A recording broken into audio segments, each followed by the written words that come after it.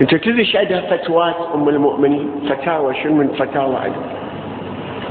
مالك ابن انس، الامام مالك ابن انس في من كتاب الفقه الموطأ، اظن المجلد الثاني صفحة 65 للامام مالك،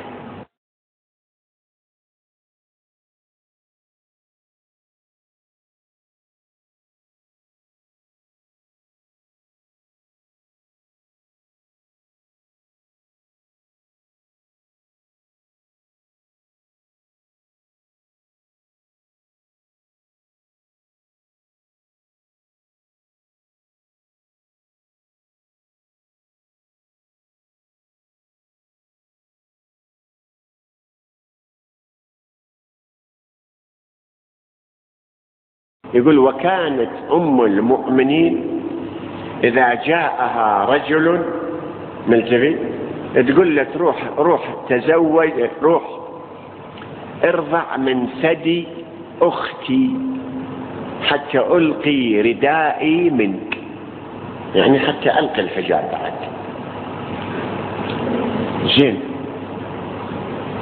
أنت شايف شنو هاي الحكاية، شنو خطورتها يا ولاد؟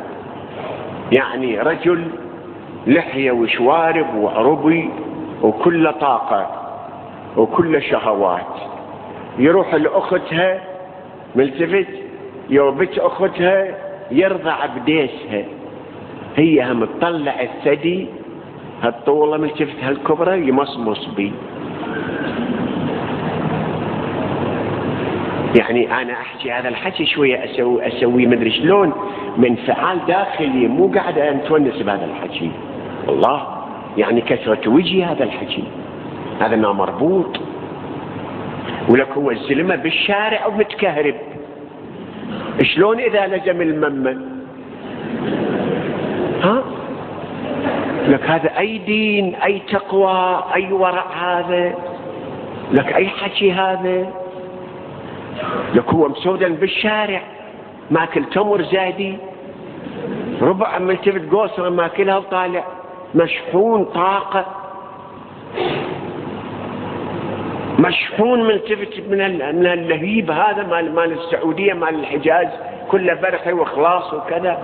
لك شلون؟ ثم شنو الواجب؟ انت الداعي يا ام المؤمنين سيدتي، انت الداعي الى هذا ان تلقين عبايتك قدام اللويش. شنو الداعي لهذا؟ ليش تذبين عبايتك؟ ايش معنى؟ هل انت لما رغبت في ان تلقي عباءتك يا اخي مو الحكي يجر الحكي، واحنا احنا مرضى مثل ذولاك، اذا هم ملتفت مرضى احنا هم مرضى. منو من عندنا هنا ملتفت مو مريض بهذا المرض؟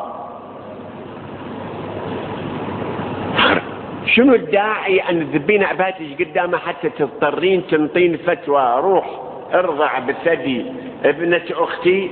زين، مو الرضعة هي مو رضعة واحدة، هي رضعات تكون تصير حتى ينبت اللحم، مو لطيفة هنا. ثم هذا الرضاع للطفل الرضيع الجوعان اللي أمه ميتة، يا أمه مريضة، يا أمه مسودنة، يا أمه كذا ما عندها لبن، يجيبون للمرضعات. ومع ذلك ملتفت اللي إذا ويا الثدي أخو أو أخت صارت حرام عليه بعد. وهذا الحكي هنا، مو هذا النتيجة هنا. زين، هاي كم رضعة يكون يرضع هذا الملتفت الأفريج، هالشفاف الغلاظ ظني ملتفت يلتقم الثدي يبلع الثدي كله من الأول تالي، مو حلم هذا.